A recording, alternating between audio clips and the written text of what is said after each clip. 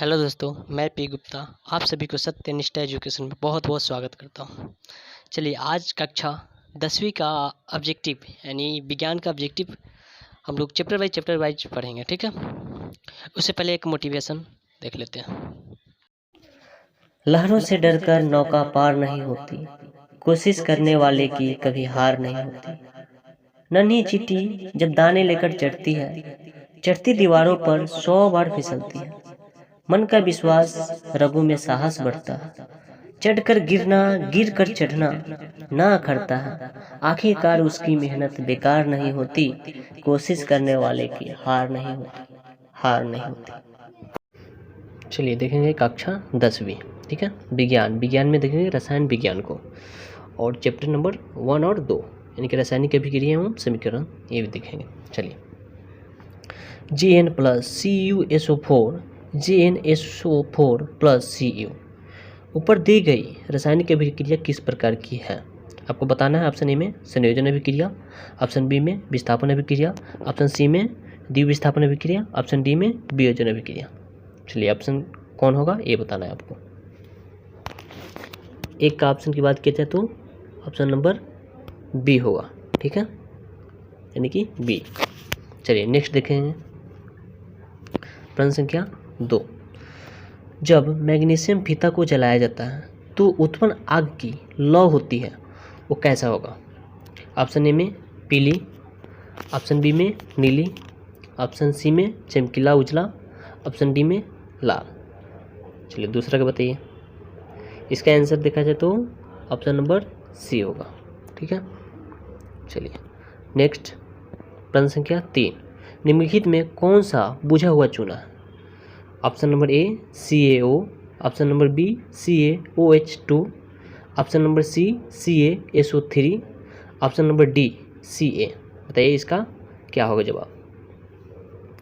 3 का ऑप्शन की बात करें तो ऑप्शन नंबर बी, ठीक है।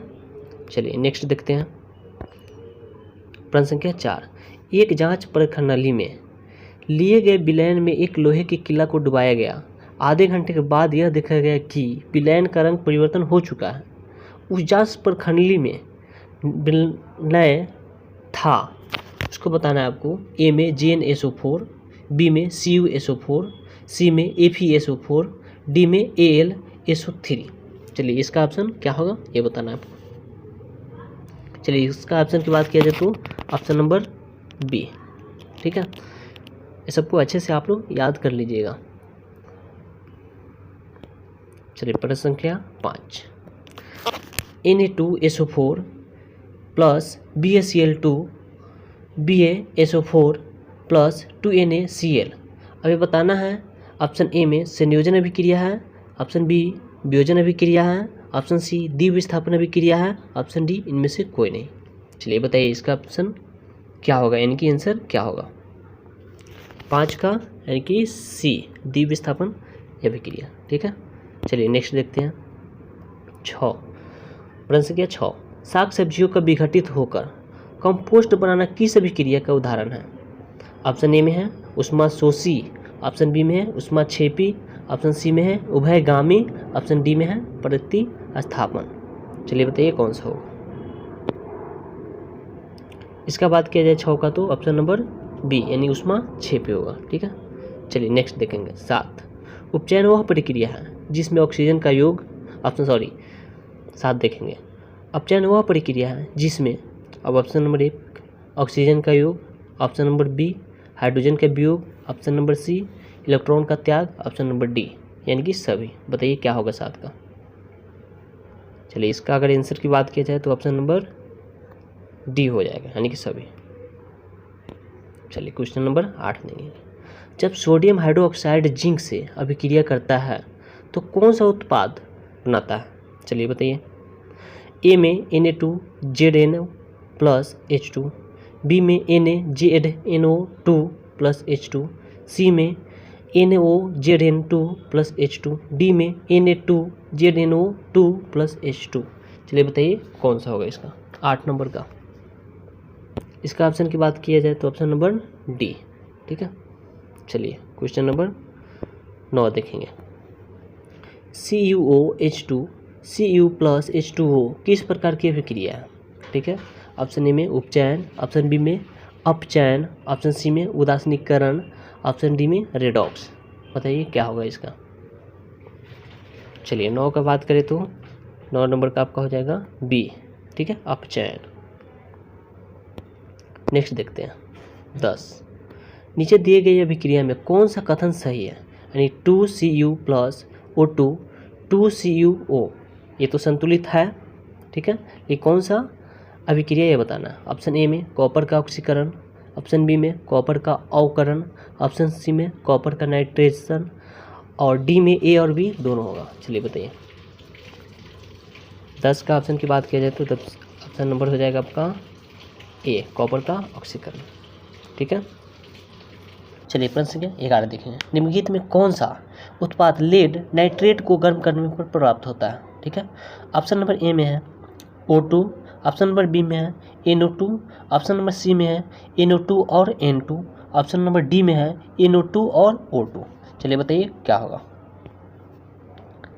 11 की ऑप्शन की बात की जाए तो इसका हो जाएगा डी, यानी NO2 और O2। ठीक है, चलिए नेक्स्ट देखेंगे।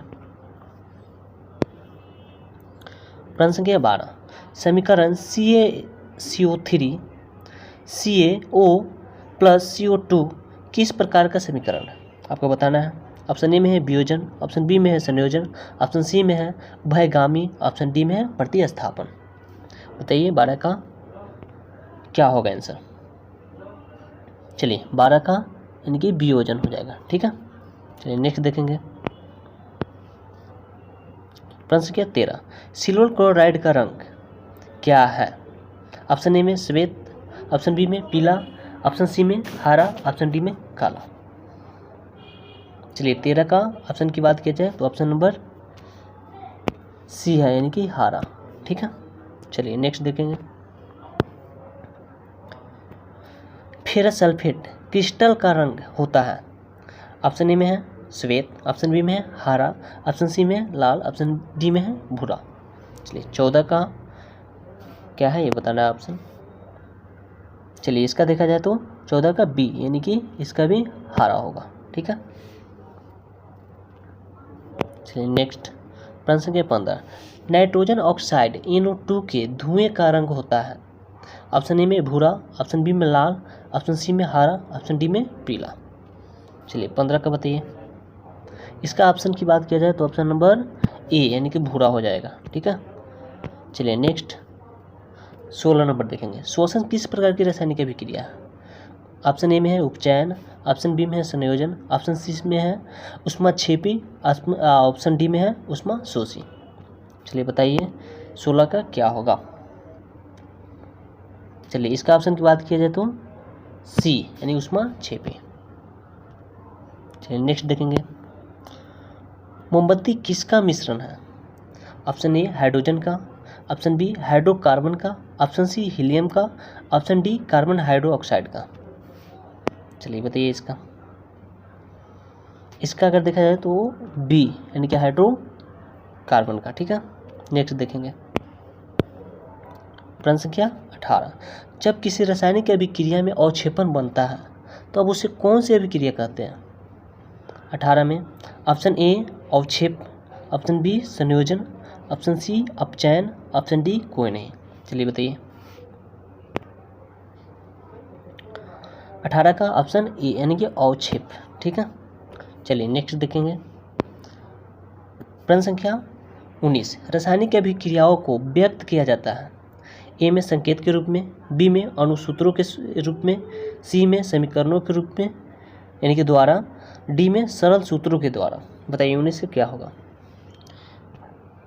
रासायनिक अभिक्रिया को व्यक्त समीकरणों में किया जाता है, यानी कि समीकरणों के द्वारा किया जाता है। इसका ऑप्शन नंबर कितना हो जाएगा? सी। ठीक है, चलिए 20 देखेंगे।